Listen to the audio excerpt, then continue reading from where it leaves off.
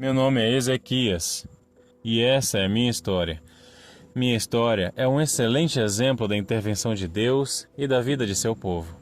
Meu nome significa Deus fortalece. Isso faz muito sentido, pois enfrentei muitos desafios nessa vida.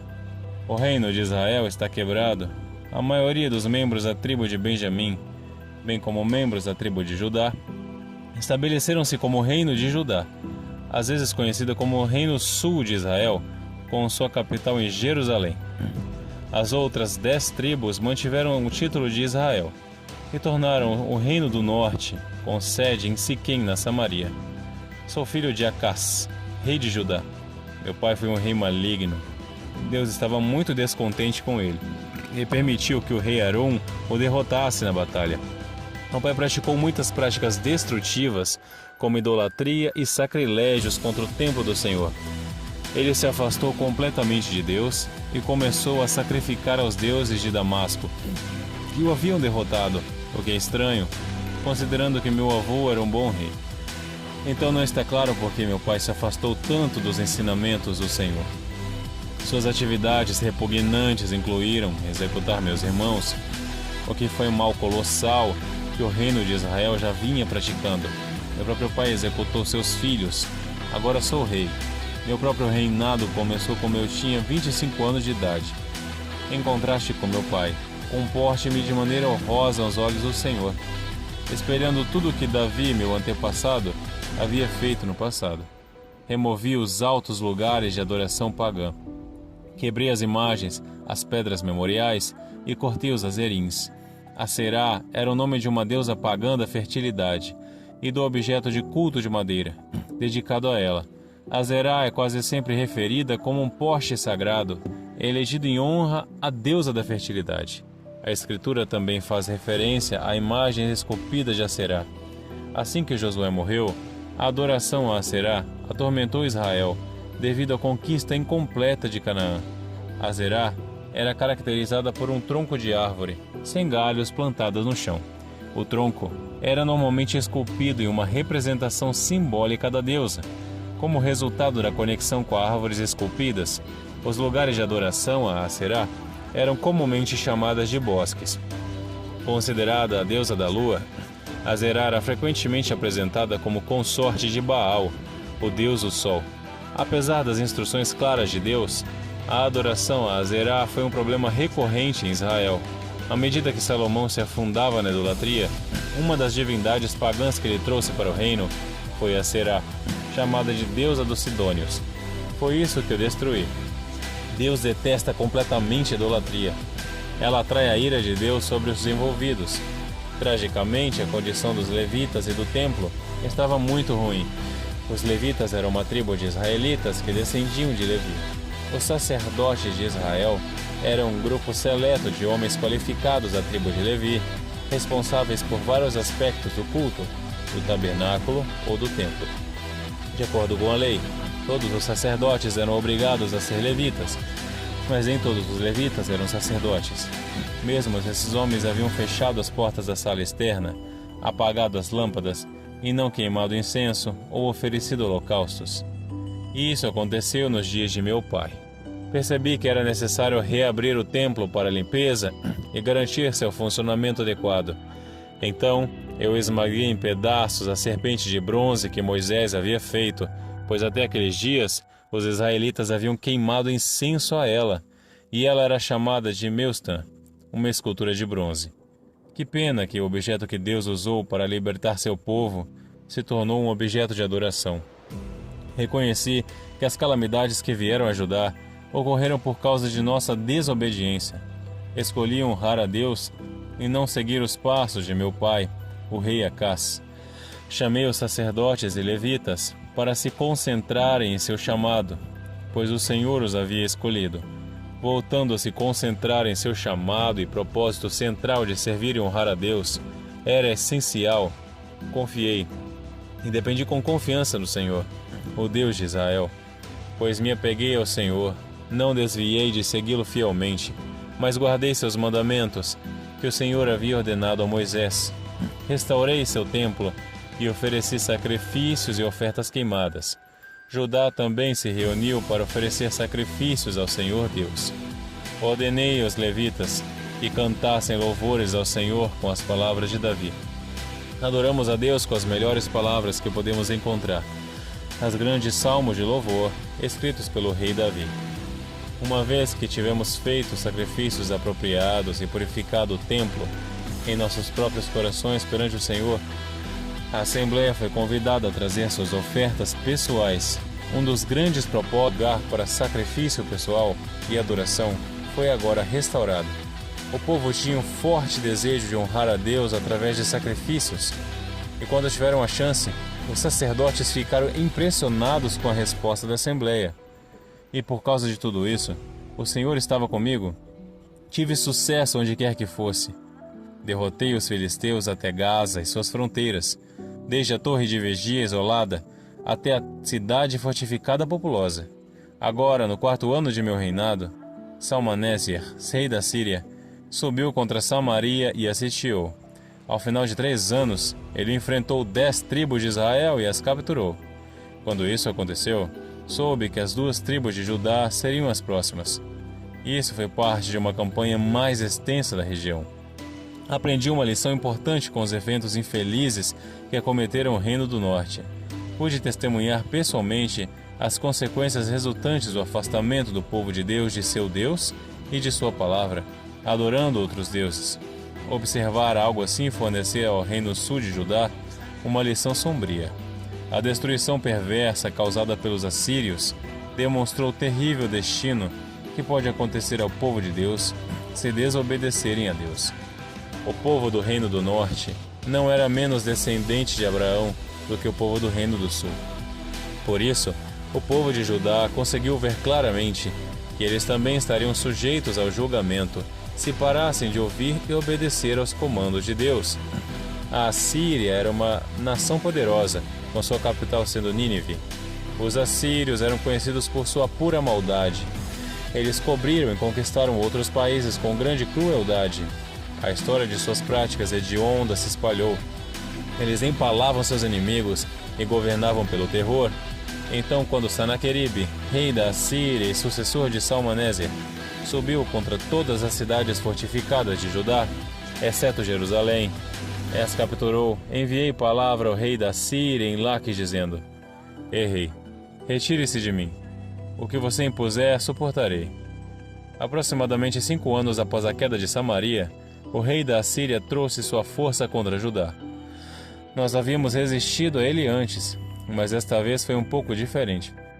A Assíria capturou todas as cidades fortificadas de Judá e precisava tomar apenas de Jerusalém para conquistar completamente Judá. Éramos o último bastião de resistência. Eu estava com medo e tomei como seria quando eles viessem capturar a cidade. O que aconteceria com o povo? Eles sobreviveriam a isso? Quando Senaqueribe recebeu minha mensagem, ele impôs sobre mim um tributo de 300 talentos de prata e 30 talentos de ouro. Deu-lhe toda a prata que foi encontrada na casa do templo do Senhor e nos tesouros da casa do rei. Naquela época, cortei o revestimento de ouro das portas do templo do Senhor e dos batentes das portas, que eu havia revestido, e dei a ele.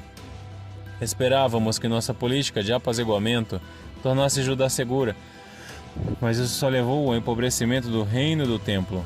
Como resultado, o rei da Síria tornou-se ainda mais audacioso contra Judá. No entanto, para estar seguro, decidi confiar em minha aliança defensiva com o Egito.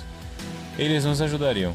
Como profeta, Isaías fez tudo o que pôde para me desencorajar e aos líderes de Judá de confiar no Egito. Isaías disse: Aqueles que confiaram em Cuxim e se gabaram no Egito ficarão consternados e envergonhados. Naquele dia, o povo que vive nesta costa dirá: Vejam o que aconteceu com aqueles em quem confiamos, aqueles em quem recorremos por ajuda e libertação do rei da Assíria. Como então podemos escapar? O Senhor queria que Judá confiasse nele ao invés do Egito. Senaqueribe sitiou Jerusalém. Estávamos presos como um pássaro enjaulado. O cerco é quando o inimigo cerca uma cidade, castelo ou outro edifício, impedindo que alguém escape e que elementos entrem. Era essencial que as pessoas dentro do castelo estivessem preparadas. Elas precisavam de suprimentos de alimentos e água para sobreviver. Conseguir alimentos frescos era difícil, então eles precisavam encontrar maneiras de preservar alimentos secando, salgando e armazenando-os. Para um suprimento seguro de água, os castelos precisavam de seu próprio poço. A fome era usada como arma. Se um castelo tinha boas defesas, os atacantes muitas vezes decidiam esperar e tentar matar os defensores de fome.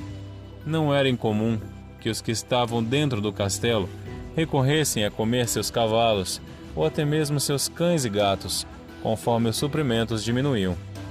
Os defensores famintos eram às vezes forçados a abandonar o castelo, entregando-o aos sitiadores.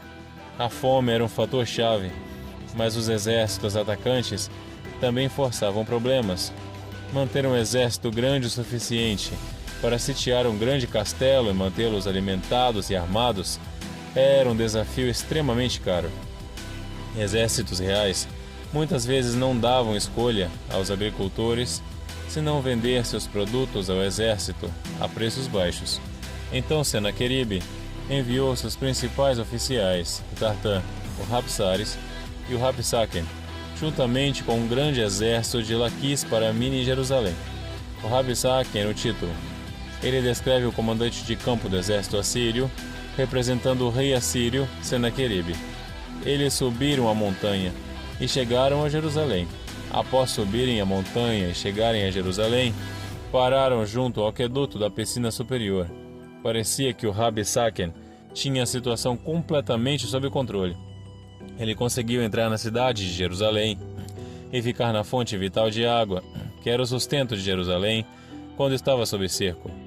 Enquanto ele estava lá, 3 oficiais do meu governo foram encontrá-lo. Eliaquim, que estava encarregado da minha casa, o escrivão, e Joá, filho de Asaf, o secretário, saíram para encontrá-lo. Meus temores se tornaram realidade. O tributo não funcionou. O apaziguou para deixar Judá em paz. Agora ele vai trazer destruição sobre nós. Quando isso aconteceu, tivemos que nos preparar para um cerco. Ordenei que a água das fontes fora da cidade fosse interrompida em conexão com o túnel, para manter o suprimento de água seguro dentro da cidade. Também reconstruímos todas as muralhas que estavam quebradas e as erguemos até as torres. Então, o Rabsaken disse a eles: diga a Ezequias, assim diz o grande rei, o rei da Síria, qual é a razão para esta confiança que você tem? Você diz: mas são apenas palavras vazias. Tenho conselho e força para a guerra. Agora, em quem você confia que se rebelou contra mim? Agora preste atenção. Você está confiando no Egito, nesse bastão de caniço esmagado. Se um homem se apoiar nele, ele só entrará em sua mão e a perfurará. Assim é o faraó, rei do Egito, para todos que confiam e dependem dele. O Rabsaken queria que eu perdesse a confiança em minha aliança egípcia. Mas faz sentido fazer uma aliança defensiva com o Egito. O Egito parece ser a única nação forte o suficiente para proteger Judá contra os poderosos assírios. O Egito fez uma tentativa de cumprir suas promessas e seu exército foi derrotado em Elteque.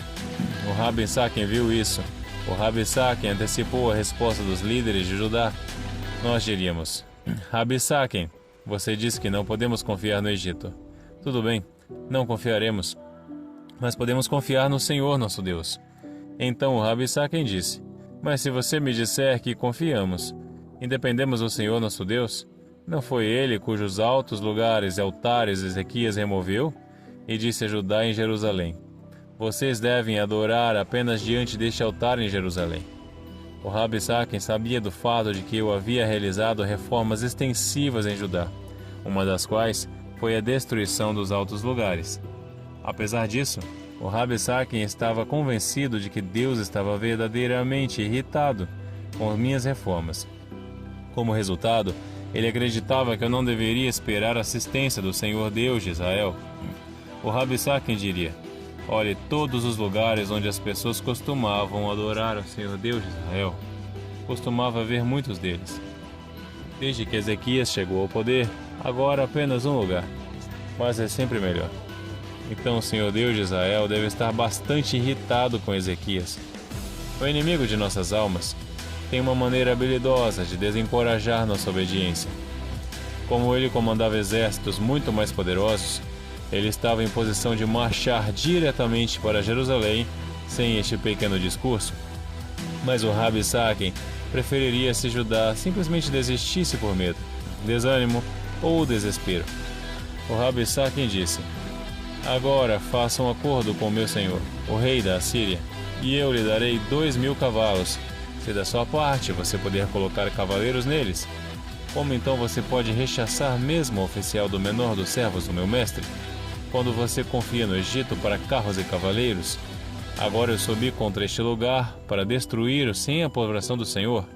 Deus me disse para destruir você.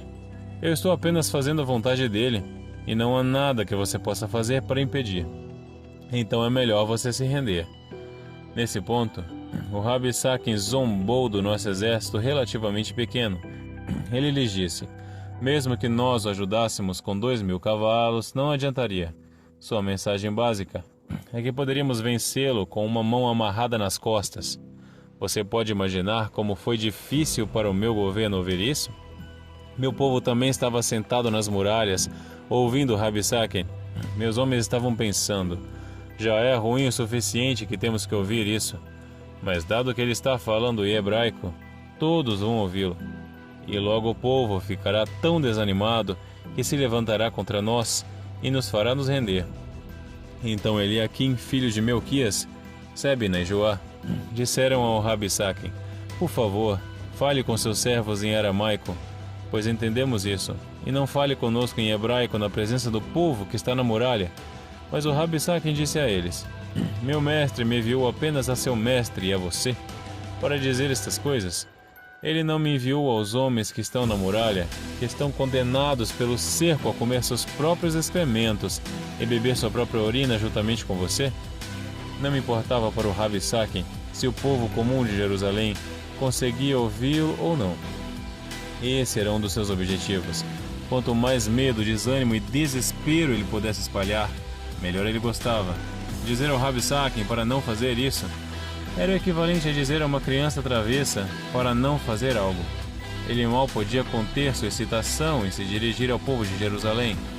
Então o Rabi Saquen ficou em pé e gritou em voz alta em hebraico: ouçam a palavra do grande rei, o rei da Síria, que diz o rei: não deixem Ezequias enganar vocês, pois ele não será capaz de resgatá-los da minha mão. Nem deixem Ezequias fazer vocês confiarem e dependerem do Senhor, dizendo: o Senhor certamente nos resgatará, e essa cidade, Jerusalém, não será entregue nas mãos do rei da Síria. Não ouçam Ezequias, pois assim diz o rei da Síria: rendam-se a mim e saiam para me encontrar. E cada homem poderá comer de sua própria videira e figueira, e cada homem poderá beber das águas do seu próprio poço, até que eu venha e os leve para uma terra como a terra de vocês, uma terra de grãos e vinho novo, uma terra de pão e vinhas, uma terra de oliveiras e mel, para que vocês possam viver e não morrer. Não ouçam Ezequias quando ele os enganar e incitar, dizendo: o Senhor nos resgatará. Algum dos deuses das nações já resgatou sua terra da mão do rei da Síria? O discurso do Rabi Saquen foi projetado para glorificar o inimigo que enfrentava o povo de Deus. Ele queria semear sementes de dúvida entre o povo de Deus em relação a seus líderes. O discurso do Rabi Saquen foi projetado para incutir um sentimento de medo e dúvida nos corações do povo de Deus. Ele queria convencer seu público de que seria vantajoso se render. O Rabi Saquen referiu-se às políticas de reassentamento forçado praticadas pelos assírios. Após derrotarem a nação, eles realocariam seus cidadãos para outras terras para manter a moral do povo esmagada e seu poder fraco. As palavras do Rabi Saquen foram elaboradas para dar a impressão de que esse destino terrível tinha algumas qualidades redentoras. Onde estão os deuses de Ramat e Apad e Era? Onde estão os deuses de Sepharvaim, Hena e Iva no vale do Eufrates? Eles resgataram Samaria, a capital de Israel, da minha mão? Quem entre todos os deuses das terras resgatou suas terras da minha mão, para que o Senhor resgatasse Jerusalém da minha mão? Mas o povo permaneceu em silêncio e não respondeu a ele, pois eu havia ordenado que não respondessem. Muitas vezes é inútil, se não perigoso, tentar competir em astúcia com essa lógica maligna. Muitas vezes é mais sábio permanecer em silêncio e ter fé em Deus, em vez de tentar argumentar. Eu entendo que a salvaguarda de Israel não dependia apenas de fortificações como muralhas, torres, escudos e suprimentos de água. Também dependia da coragem, bravura e resolução de nossos soldados. Então Eliaquim, Sebna, o escriba, e Joá, o secretário, vieram a mim com suas roupas rasgadas em luto e desespero, e me contaram o que Rabsaquem havia dito. Quando ouvi, rasguei minhas roupas, cobri-me com saco e fui à casa do Senhor. O rasgar de roupas e o uso de saco, um material áspero semelhante à estopa, eram maneiras tradicionais de mostrar luto extremo, geralmente pela morte de um ente querido. Levei a notícia sobre o Rabsaquem a sério, porque sabia o quão empenhado estava o inimigo de Jerusalém em conquistar completamente Jerusalém. A situação de Jerusalém era desesperadora, e eu sabia disso. Havia boas razões para ser humilde diante do Senhor. Cidade após cidade caíram nas mãos de Senaqueribe, e longas filas de deportados já começavam seu amargo caminho para o exílio. Procurei a face do Senhor Deus e pedi ajuda, pois por nós mesmos somos impotentes nessa situação. Enviei Eliaquim, que estava encarregado na minha casa, e Sebna, o escriba, e os anciãos os sacerdotes cobertos com saco a Isaías, o profeta, filho de Amós. Disse-lhes que passassem esta mensagem a Isaías: Este é um dia de angústia e ansiedade, de castigo e humilhação, pois as crianças chegaram ao tempo do parto, e não há força para resgatá-las. Talvez o Senhor, seu Deus, ouça todas as palavras do Rabsaquem, a quem o seu mestre, o rei da Síria, enviou para insultar e desafiar o Deus vivo, e repreenda as palavras que o Senhor, seu Deus, ouviu. Ofereça uma oração pelo remanescente de seu povo que resta em Judá. Disse aos meus mensageiros para dizerem essas coisas a Isaías, para que eles pudessem transmitir a completa e total desgraça que havia cometido a nação. A única coisa que nos dava esperança era que Deus se ofenderia com os insultos de Rabsaquem e o puniria por eles. Esse discurso é blasfemo como nenhum outro. Então meus servos foram até Isaías. Isaías disse a eles: Diga isso ao seu mestre. Assim diz o Senhor: Não tenha medo por causa das palavras que você ouviu, com as quais os servos do rei da Síria me insultaram. Eis que colocarei um espírito nele, para que ouça um rumor, e volte para a sua terra, e o farei cair pela espada na sua própria terra. Isaías estava ciente de que falava como um profeta do Senhor. Isaías, falando pelo Senhor, estava prestes a fazer uma previsão ousada. Sua profecia seria totalmente comprovável. Ou aconteceria ou não aconteceria.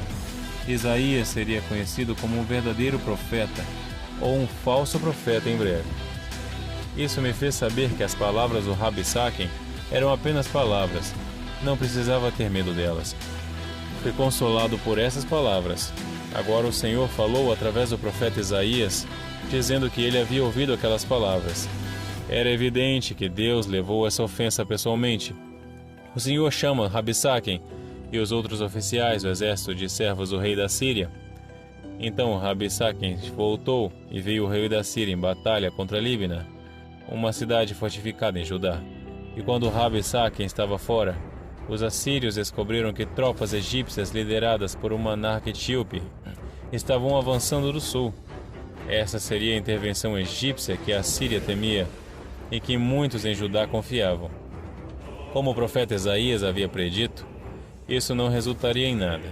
Apesar disso, os assírios enviaram uma carta para me desencorajar à distância. Mesmo assim, a Assíria enviou uma mensagem para mim dizendo: Ezequias, rei de Judá, não deixe que seu Deus, em quem você confia, o engane, dizendo que Jerusalém não será entregue nas mãos do rei da Síria. Ouça, você ouviu o que os reis assírios fizeram a todas as terras, destruindo-as completamente, e você será poupado?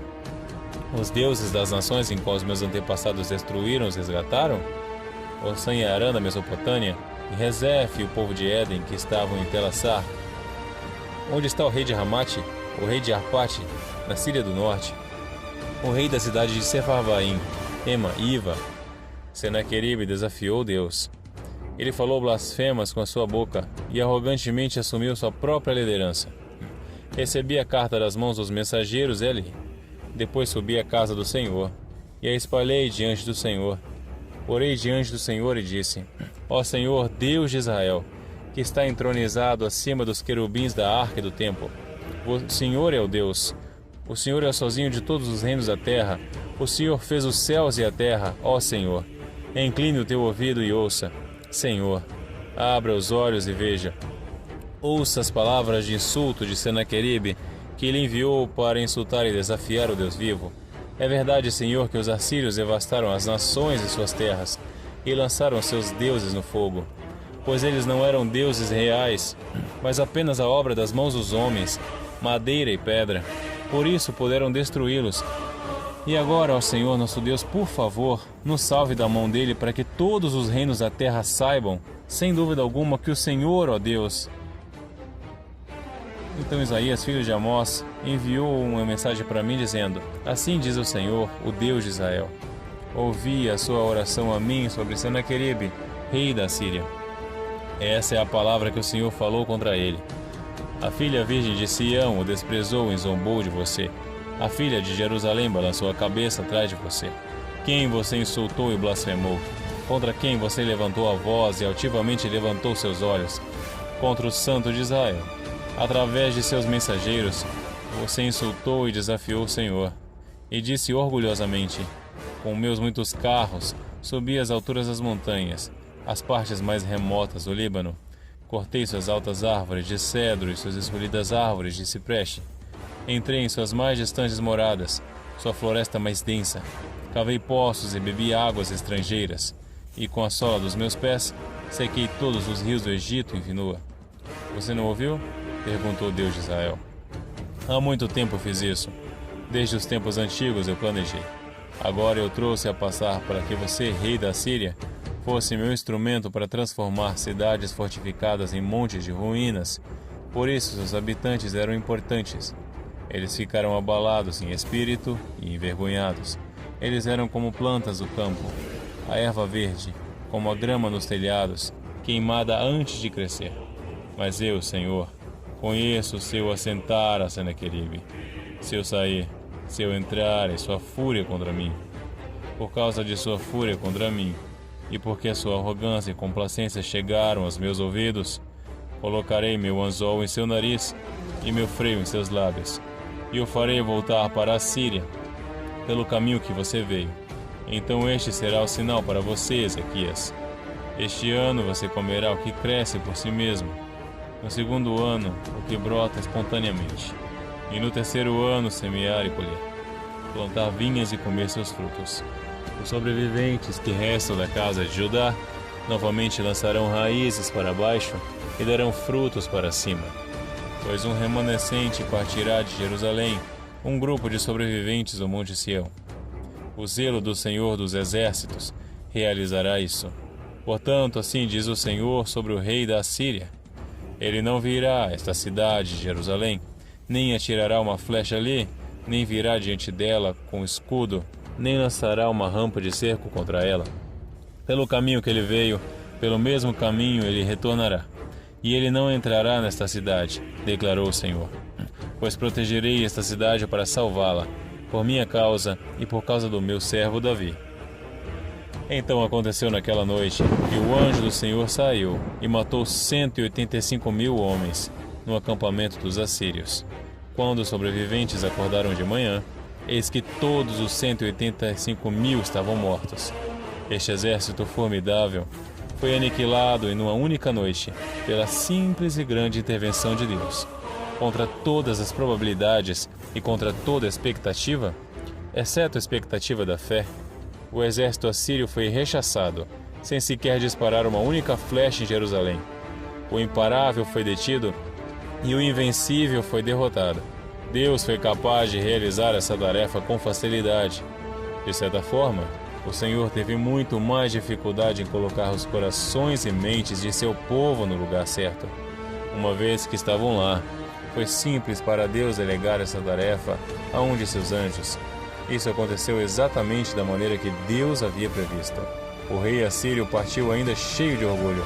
O Senhor Deus defendeu Jerusalém contra Senaqueribe e seu exército.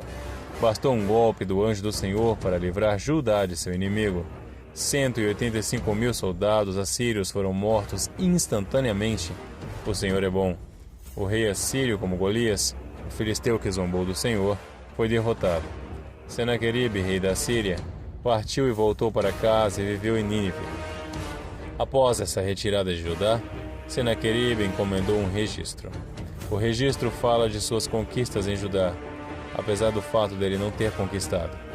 Mostra como o coração de Senaqueribe ainda estava cheio de orgulho, mesmo que ele não pudesse reivindicar a conquista de Jerusalém. E aconteceu que, enquanto ele adorava na casa de seu Deus, seus filhos Ademeleque e Sadezer o mataram com uma espada, e Esaradom, seu filho, tornou-se rei em seu lugar. Deus destruiu este poderoso exército em uma noite com um simples e poderoso golpe. 185.000 morreram pela mão do anjo do Senhor. Contra todas as probabilidades e contra toda expectativa, exceto a expectativa da fé, o exército assírio foi rechaçado sem sequer disparar uma flecha em Jerusalém. O imparável foi detido e o invencível foi derrotado. Isso soa como uma grande vitória. No entanto, havia uma guerra que eu tinha que enfrentar que ainda não havia compartilhado. Não era um homem que buscava a minha vida, mas o próprio Senhor. Naqueles dias eu estava doente, próximo da morte, e Isaías, o profeta, filho de Amós, veio a mim e disse: Assim diz o Senhor, arrume a sua casa, pois você morrerá e não viverá.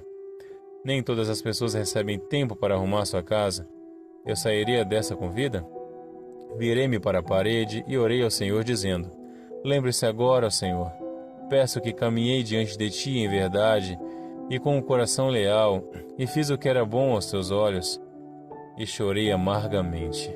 Dirigi esta oração em privado a Deus e não a qualquer homem.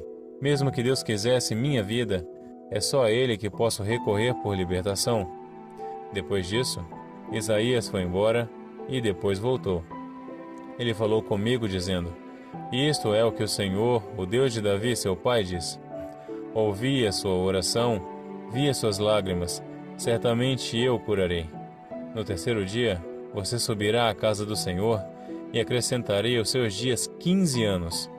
Então Isaías disse: Peguem um bolo de figos. Então eles o pegaram e o colocaram na ferida, e eu me recuperei. Deus me abençoou com 2 presentes.